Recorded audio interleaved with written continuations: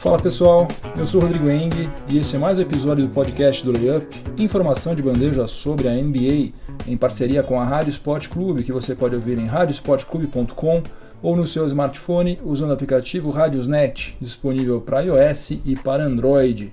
Hoje é dia 28 de janeiro de 2019, uma segunda-feira, e eu estou gravando o episódio número 151 do podcast do Layup, no qual vou falar sobre os seguintes assuntos. No primeiro período, o tradicional resumão da semana, com destaque para as boas atuações do Kenneth Faried no Houston Rockets, o duelo entre o Golden State Warriors e o Boston Celtics, o Cleveland Cavaliers finalmente conquistando a sua 10ª vitória na temporada, a ótima partida do Bruno Caboclo pelo Memphis Grizzlies, a defesa do Oklahoma City Thunder segurando o Giannis Antetokounmpo e o triplo-duplo inédito do Luka Doncic. No segundo período, confirmando aquele velho ditado de que onde há fumaça há fogo, depois de contratar Rich Paul como agente em setembro de 2018, surgiu agora a notícia de que Anthony Davis não quer assinar uma extensão contratual com o New Orleans Pelicans e que prefere ser negociado agora antes da trade deadline. E o Lakers, bem como o Celtics, seriam os dois destinos mais prováveis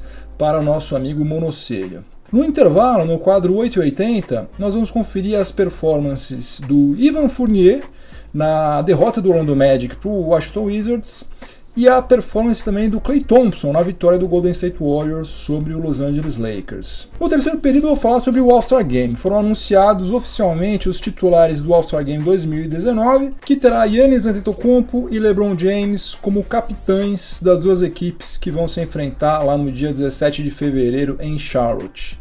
E os reservas vão ser anunciados no dia 31 de janeiro, mas eu vou compartilhar com vocês a escalação dos 14 jogadores que, na minha opinião, merecem ou mereceriam disputar o próximo All-Star Game. E no quarto e último período, eu vou falar sobre o Kevin Durant, porque ele pretende participar da cerimônia de aposentadoria da camisa 4 do Nick Collinson no dia 20 de março. E para isso ele vai precisar encaixar uma viagem até Oklahoma City entre dois jogos, um contra o Minnesota Timberwolves e outro contra o Indiana Pacers em cidades totalmente diferentes. Uma vai ser em Minneapolis e a outra vai ser em Oakland.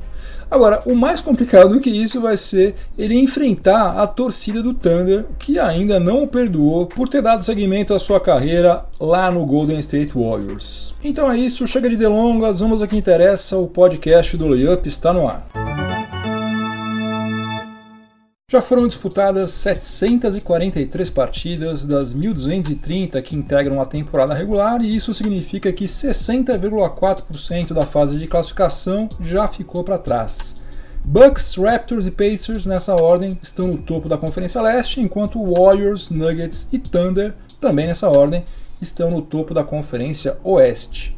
A semana 15, que se encerrou ontem, foi particularmente boa para pelo menos 3 times: Brooklyn Nets, Oklahoma City Thunder e Golden State Warriors, que venceram todas as suas partidas. Só não foi melhor para o Nets porque o Spencer Dinwiddie, que pode concorrer aos prêmios de Most Improved Player e também de Sixth Man of the Year, machucou o polegar, precisou ser operado e vai ficar fora das quadras por pelo menos 3 semanas. O Golden State Warriors está numa sequência de 10 vitórias consecutivas, que é a maior em vigor atualmente na NBA, enquanto o New York Knicks não sabe o que é vencer a 9 partidas. O Cleveland Cavaliers, olha só que coisa incrível, finalmente alcançou a marca de 10 vitórias na atual temporada.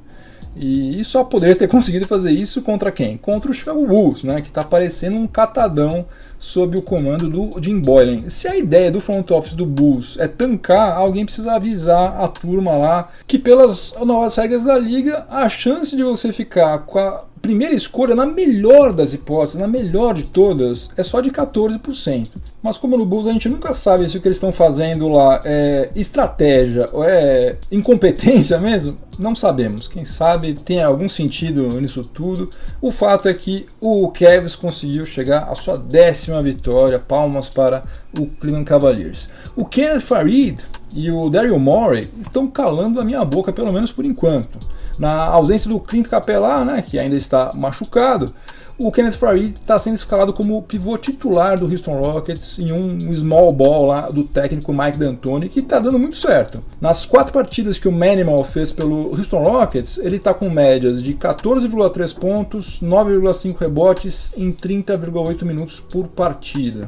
Só que o defensive rating dele é o pior de todo o time, é 112,6. Como se trata de uma amostragem ainda muito pequena, né? Vamos ver o que a gente vai estar achando dessa contratação lá para abril, antes de começar a pós-temporada. A gente vai ter mais elementos para avaliar. O Bruno Caboclo estreou pelo Memphis Grizzlies jogando mal contra o Sacramento Kings. Atuou durante 8 minutos apenas, durante os quais ele errou todos os 4 arremessos de quadra que ele tentou. Só que na vitória sobre o Indiana Pacers, não apenas ele se redimiu, como ainda ajudou muito o Memphis Grizzlies. Ele jogou durante 28 minutos, o que nunca tinha acontecido em toda a carreira dele na NBA, marcou 11 pontos, convertendo 3 dos 4 arremessos de 3 pontos que ele tentou, ainda pegou 4 rebotes, fez 1 assistência, 1 roubo de bola e 2 bloqueios. A situação dele agora é a seguinte: ele está num contrato de experiência, né, que tem prazo de apenas 10 dias ou de 3 partidas, o que ia acontecer primeiro. Como o contrato dele foi assinado no dia 24 e ele já atuou em 2 jogos, então é muito provável que esse contrato dele se encerre hoje, no dia 28, quando o Memphis Grizzlies vai receber o Denver Nuggets. Se isso acontecer, daí nós vamos ter 3 cenários possíveis. Ou o Memphis Grizzlies oferece um segundo e último contrato de experiência para o nosso amigo Bruno Caboclo, ou pode também o contratar em definitivo até o final da atual temporada, ou a pior de todas as hipóteses, que seria dispensá-lo. Vamos torcer, obviamente, pela segunda alternativa. O que mais que aconteceu na semana 15? Assim, Golden State Warriors e Boston Celtics, que nas minhas previsões cabalísticas, diante do início da temporada, eu considerei como sendo os finalistas, eles se enfrentaram pela primeira vez em 2018 e 2019. O jogo foi no TD Garden e o Golden State Warriors venceu por 115-111. Só que poderia muito bem ter dado o Boston Celtics. No final desse jogo aí, Draymond Green foi para a linha de lance livre quando estava 113-111 para o Warriors e errou as 2 cobranças. Só que ele conseguiu pegar o próprio rebote, passou para o Stephen Curry, que arremessou, sofreu a falta, foi para a linha de lance livre e ele sim, Stephen Curry, matou as 2 cobranças. Olha, o leste está muito mais aberto do que eu imaginava que seria, o que é ótimo. Só que eu continuo apostando no Boston Celtics nas finais. Eu acho que eles vão evoluir gradualmente ainda até o início da pós-temporada e vão chegar redondinhos nos playoffs. O Giannis Antetokounmpo teve enormes dificuldades contra a defesa do Oklahoma City Thunder na derrota do Milwaukee Bucks por 118-112 lá em OKC. Ele só conseguiu converter 5 arremessos dentro do garrafão adversário, teve apenas 36,4% de aproveitamento nos arremessos de quadra, que é o seu segundo pior em 2018 e 2019, e sofreu nada menos do que 7 bloqueios, 7 tocos, que é a pior marca em toda a sua carreira. Bom, daí você me ouve falando tudo isso, naturalmente você imagina, né? Nossa, que partida horrível que Giannis Antetokounmpo fez. Pois é, só que ele marcou 27 pontos e pegou 18 rebotes nesse jogo, além de ter matado 3 bolas de 3 pontos em 5 tentativas, justamente porque ele não estava conseguindo enfrentar a defesa do Thunder.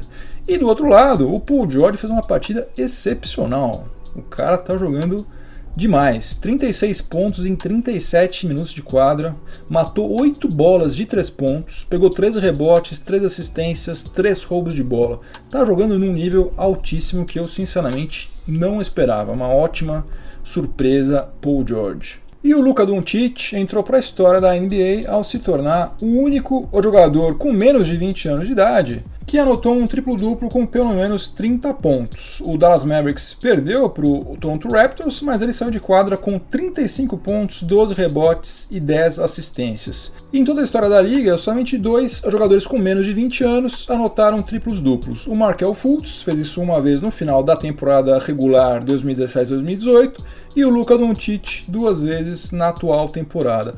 Outro feito do esloveno nesse jogo também, ele se tornou somente o 7º calouro na história da NBA a anotar um triplo-duplo com pelo menos 35 pontos marcados. Os outros 6, sabe quem são? Oscar Robertson, Jerry West, Elgin Baylor, Michael Jordan, Jason Kidd e Stephen Curry. Todos eles já são membros do Hall da Fama, com exceção do Curry, obviamente, que ainda está em atividade. E acabou de sair, aliás, os jogadores que foram eleitos os melhores da semana 15.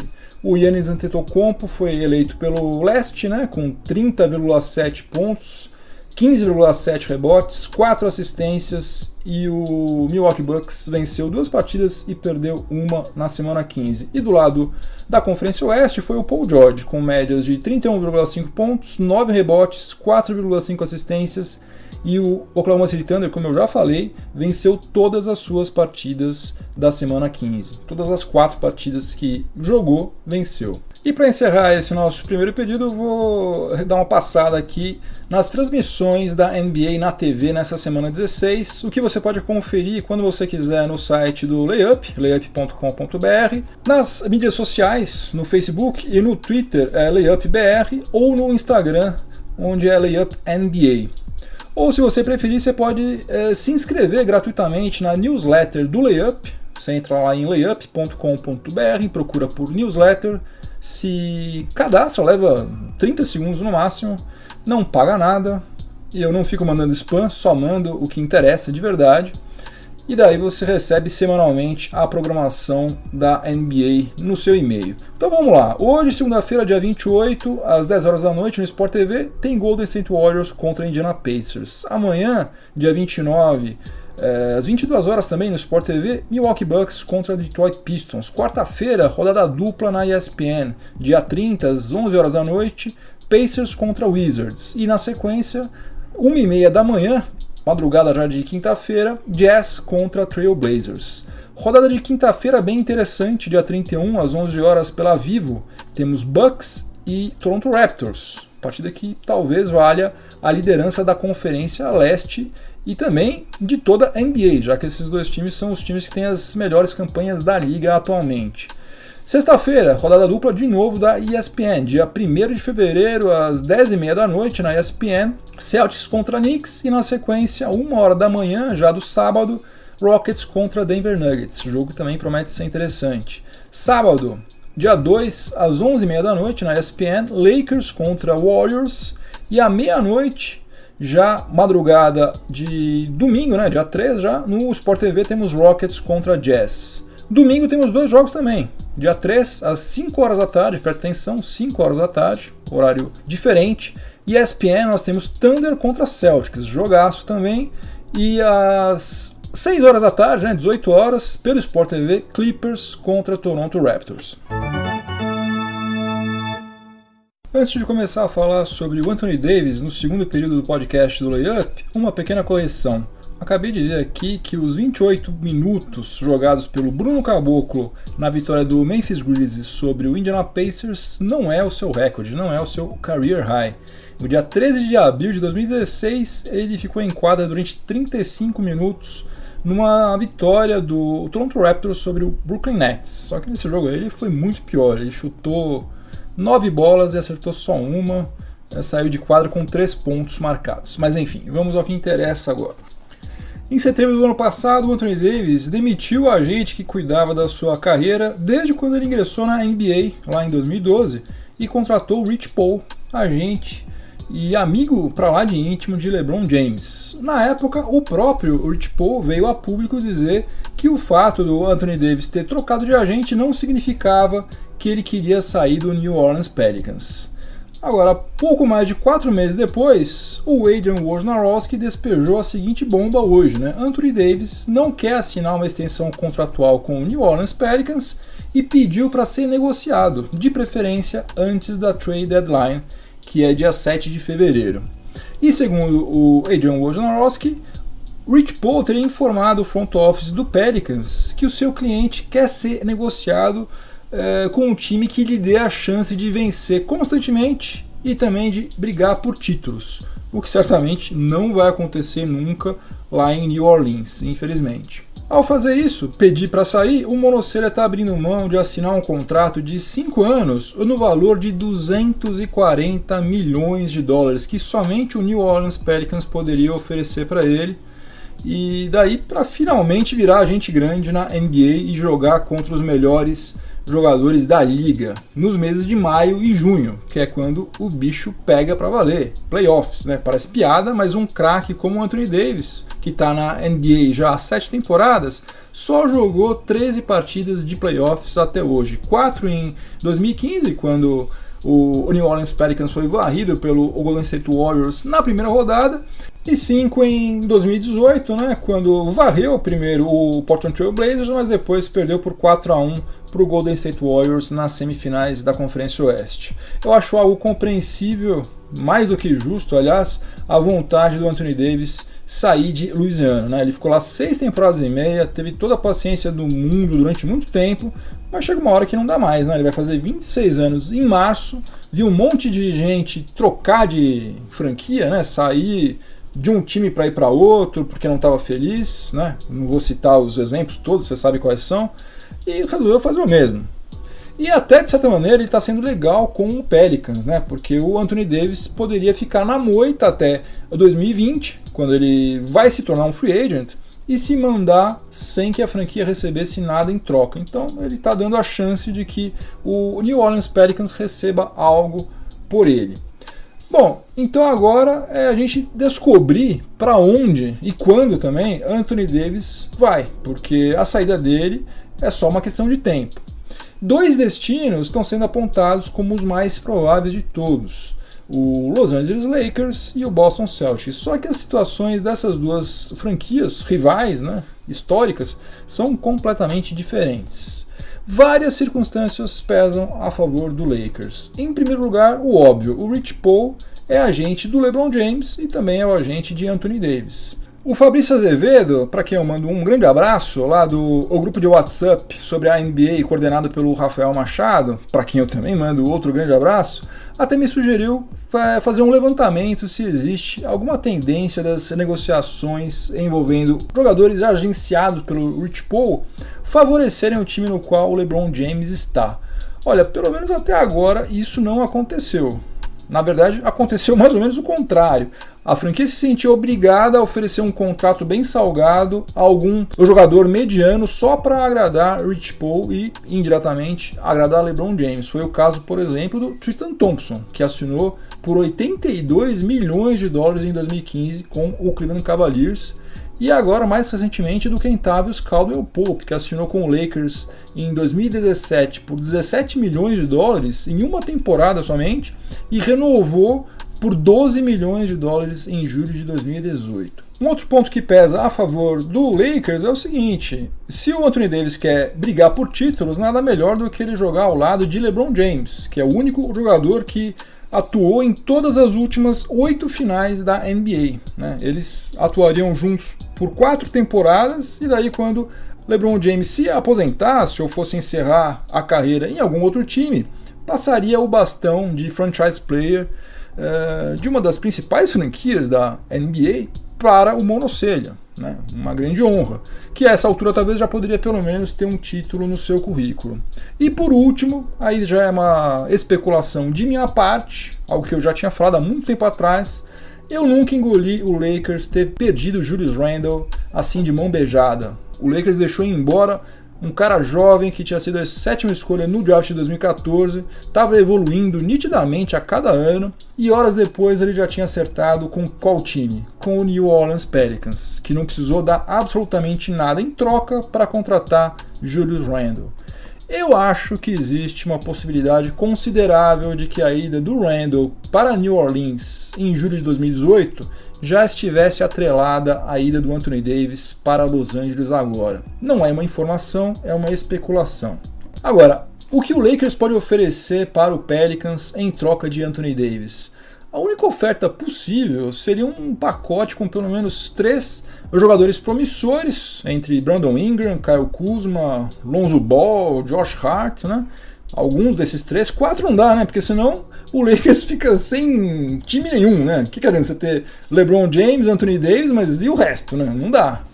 no máximo 3. E daí também mandar algumas escolhas futuras no draft. O que não é lá um ativo muito interessante, né, para o Pelicans, porque um time que vai ter LeBron James e Anthony Davis jogando juntos, dificilmente vai fazer campanha ruim, né? Então vão ser escolhas ruins também. Particularmente eu acho que você mandar, por exemplo, Brandon Ingram, Kyle Kuzma, Lonzo Ball e, sei lá, 2 escolhas futuras ou até 3, é muito pouco para você receber Anthony Davis. A não ser que a gente considere que o pagamento já começou a ser feito quando eles cederam graciosamente Julius Randle. Agora falar sobre o Boston Celtics. Boston Celtics é também um destino que atenderia a todas as exigências do Anthony Davis, já que lá ele também venceria uma baciada de partidas e também iria disputar títulos sem dúvida alguma.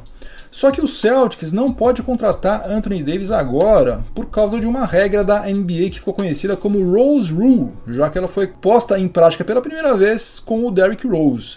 Tanto o Anthony Davis quanto o Kyrie Irving assinaram uma extensão contratual depois de terem saído dos seus contratos de calouro, recebendo 30% do teto salarial da NBA em vez do teto padrão, que é de 25% apenas. Eles ganharam esse direito porque eles foram eleitos 2 vezes titulares do All-Star Game.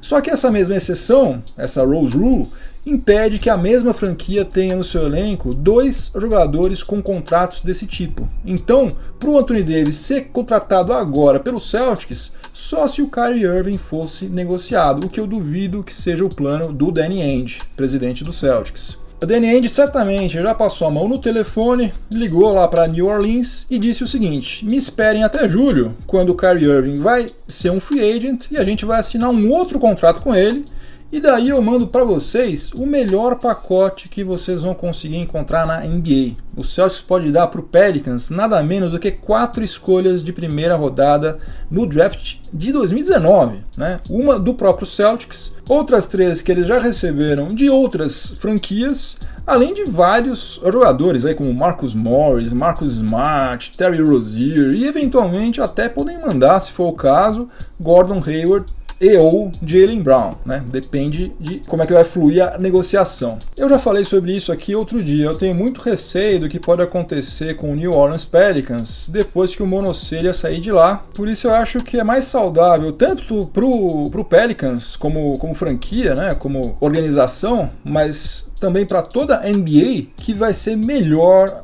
que ele seja negociado com o Boston Celtics. Sinceramente, eu acho isso.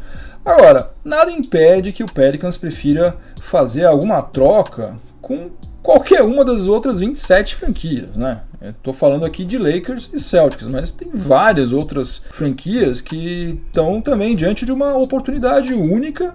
E eu não duvido que pinte alguma proposta maluca de vários times aí, Raptors, Sixers, Rockets, sei lá, Clippers, Heat, até Spurs, sei lá, não sei. Uma coisa é certa, eu duvido que algum general manager não marcou uma reunião com seus assistentes hoje para estudar uma proposta por Anthony Davis, porque esse cara é absolutamente fora de série.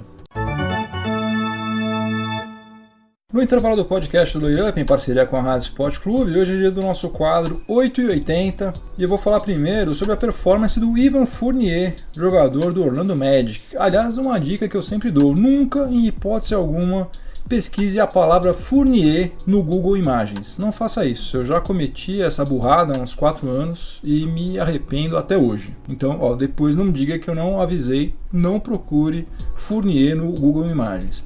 Mas enfim, o francês é o nosso 8 da semana 15, porque na derrota em casa para o Washington Wizards, ele converteu somente um arremesso de quadra em 10 tentativas, 10% de aproveitamento, portanto. Pegou um rebote, fez uma assistência, um roubo de bola e cometeu 2 turnovers em 28 minutos de quadra, além de ter registrado o pior plus-minus da partida, -11. O Orlando Magic está se preparando para dizer adeus aos playoffs precocemente mais uma vez, né? É o 11º colocado na Conferência Leste, está com 20 vitórias e 30 derrotas, né? Só por milagre que a coisa vai engrenar por lá, até porque o novo front office do Magic não se mexe para absolutamente nada, né? Estão assistindo o time afundar outra vez. E o 80 da semana 15 foi o Klay Thompson, que na vitória sobre o meu Los Angeles Lakers, em Los Angeles, converteu 17 dos 20 arremessos de quadra que tentou e terminou a partida com 44 pontos em apenas 26 minutos de quadra, sendo que 10 desses 17 arremessos foram de 3 pontos. Você sabe quantos lances livres Klay Thompson precisou para chegar aos 44 pontos? Nenhum, zero. Não foi para a linha de lance livre nenhuma única vez. E todos os arremessos que ele converteu nasceram de assistências. Basicamente, nesse jogo, ele foi a antítese do James Harden. No terceiro período do podcast do Layup, em parceria com a Rádio Sport Clube, eu vou falar sobre o All-Star Game 2019. Logo depois que eu tinha acabado de gravar o episódio 150, que foi ao ar na quinta-feira passada, a NBA divulgou os titulares do All-Star Game e nós vamos ter o Team LeBron, que foi o jogador mais votado da Conferência Oeste, com 4.620.000 votos, contra o Team Giannis Antetokounmpo, mais votado na Conferência Leste, com 4.375.000 votos. Os 5 titulares da Conferência Oeste vão ser Stephen Curry, James Harden, LeBron James, Paul George e Kevin Durant. E os 5 da Conferência Leste serão o Kyrie Irving, Kemba Walker, Kawhi Leonard, Giannis Antetokounmpo e Joel Embiid. Como vocês estão cansados de saber, desde o ano passado o All-Star Game não é mais leste contra oeste, né? Mas é entre 2 times escolhidos alternadamente pelos capitães, sendo que o draft vai ser televisionado ao vivo no dia 7 de fevereiro. Olha, foi divertido a gente ver a relação completa dos votos, porque como os jogadores podem votar neles mesmos, dava para você presumir facilmente que vários fizeram isso. Outra coisa que dá pra gente notar também é que alguns jogadores têm um ótimo relacionamento, mas muito bom mesmo, com os seus companheiros de equipe, né? Só para citar 2, o Reggie Jackson, do Detroit Pistons, teve 8 votos de jogadores para ser titular no All-Star Game. E o Lonzo Ball teve 10. Só na base de muita amizade, né? Uma amizade cega, surda e muda também, é que alguém em sã consciência pode achar que Reggie Jackson e Lonzo Ball têm alguma condição de serem titulares em um All-Star Game. O Lonzo Ball, talvez no futuro, né? Daqui a uns 4, 5 anos, pode ser que seja. Reggie Jackson, nunca. Never.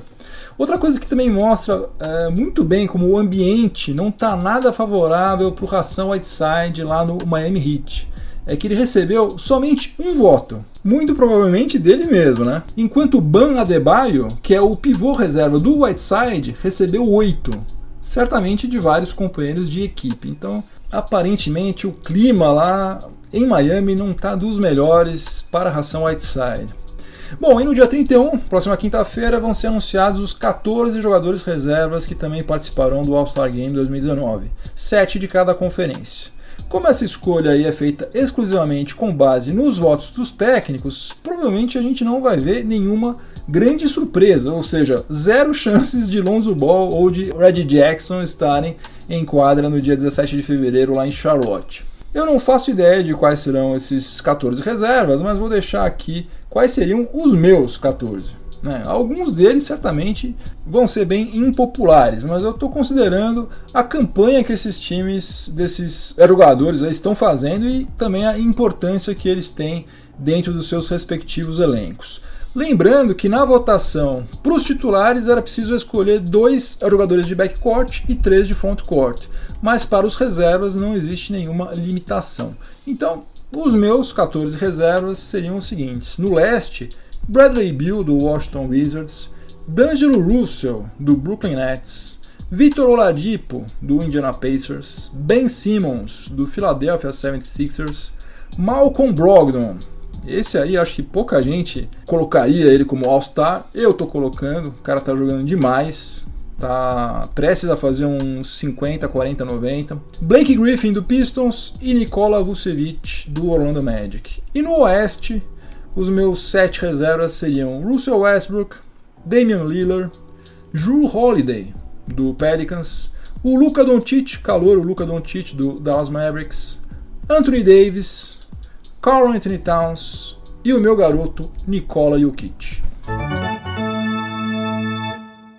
No quarto e último período do podcast do Layup, em parceria com a Rádio Sport Clube, eu vou falar sobre o Oklahoma City Thunder e sobre Kevin Durant. Na verdade, vou falar sobre o retorno, o eventual retorno de Kevin Durant a Oklahoma City, mas não para jogar, e sim porque ele vai participar, ou pretende participar, da cerimônia de aposentadoria da camisa 4 que pertenceu ao Nick Collinson. Nick Collinson encerrou a carreira na temporada passada aos 37 anos de idade, depois de defender o Thunder, a franquia, né? Na verdade, porque ele começou a carreira dele lá em Seattle, quando ainda era Seattle Supersonics, durante 14 anos. Ele nunca atuou por nenhuma outra franquia e vai ter a sua camisa número 4 aposentada no dia 20 de março, quando o Oklahoma City Thunder vai receber o Toronto Raptors. Aliás, essa aí vai ser a primeira camisa aposentada pela franquia, justamente desde quando eles transferiam a sede de Seattle para Oklahoma City. E o Kevin Durant já mandou avisar que ele vai estar presente, ou pretende estar presente, na Chesapeake Arena nesse dia, muito embora o Golden State Warriors jogue em Minneapolis no dia 19 e em Oakland no dia 21. Ou seja, Kevin Durant vai ter que se sacrificar, vai ter que perder um dia de descanso para poder prestigiar o seu amigo, que segundo o próprio Durant foi um cara muito importante para ele na adaptação dele na NBA. Aliás, o Collison teve uma carreira longa justamente porque ele é um cara muito bom de vestiário, né? Ele sempre foi raçudo, mas tecnicamente e fisicamente limitado demais para os padrões da liga. Bom, então o Kevin Durant, que preferiu seguir a sua carreira no Golden State Warriors, e ao contrário do que está fazendo agora o Anthony Davis, não deu a oportunidade ao Thunder de receber algo em troca por ele, se convidou para participar de uma festa da família, digamos assim, para a qual ele virou as costas, e da qual, isso eu acho muito pior, ficou falando mal pelas costas, com aquelas contas falsas no Twitter, né? Um negócio ridículo. Eu confesso que eu não esperava por essa, mas como eu acredito que as pessoas têm o direito de errar, têm o direito também de se arrepender e tentar consertar o que fizeram de errado, eu acho bacana que ele tenha tomado essa iniciativa, mesmo sabendo que ele é persona non grata lá em OKC. Por outro lado, eu também acredito que as pessoas precisam aprender a lidar com as consequências das suas ações, né? E entender que para consertar uma situação mal resolvida, às vezes é preciso se empenhar, né? E até onde eu li, o Durant declarou que ele vai para Oklahoma única e exclusivamente em consideração ao Nick Collinson. Ele não falou absolutamente nada de se redimir perante a torcida do Thunder, enfim. O front office do Thunder está de acordo com a presença dele na cerimônia e promete recebê-lo muito bem. Agora, alguém precisa combinar com a torcida do Thunder, porque senão essa homenagem ao Nick Collinson pode ficar completamente ofuscada pelo tanto de vaia que o Kevin Durant deve levar da torcida do Thunder. Agora, a gente vai ter uma prévia de qual será o clima na Chesapeake Arena no dia 16 de março, porque nessa data o Oklahoma City Thunder vai receber o Golden State Warriors. E daí, conforme o que acontecer nesse dia, eu acho que é capaz até de que o Kevin Durant mude de ideia, desista de participar da cerimônia, né? Não vá até OKC, ou até, uma outra coisa, que o front office do Thunder peça gentilmente para ele prestar sua homenagem ao Nick Collinson de outra forma, de outra maneira, sem dar as caras lá na Chesapeake Arena. Game over! Acabou mais um episódio do podcast do Layup. Espero que vocês tenham gostado, obrigado pela companhia. Por questões logísticas, domésticas, eu estou gravando este episódio no quarto do meu filho. E amanhã começam as aulas, já são 9h30 da noite.